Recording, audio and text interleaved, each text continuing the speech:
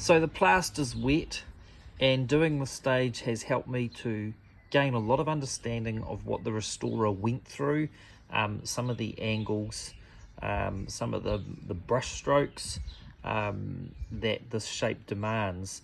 So pretty cool. With wet plaster, there's always a point where you do any more, you're simply playing with it.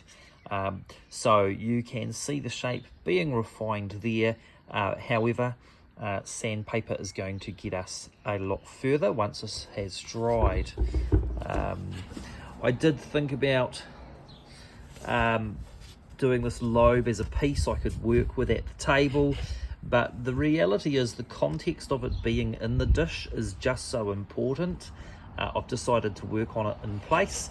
As you can see, I've taken the central axle shaft indicator out there, but you can start to see curves being refined. Obviously this is too thick because I've put the plaster on thick so that I can then refine back to what I want with the sandpaper. I'm noticing that putting this wet plaster on has added some significant weight. However, this is the quest to find the shape. You'll see here where it joins to the edge of the dish.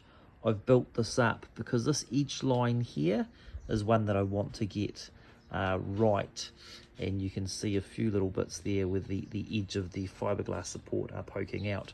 So those will be effectively guidelines as to the silhouette when we're sanding back, and then the thickness this way will be narrowed and refined, and within that thickness we'll be able to seek out the most accurate looking shape. And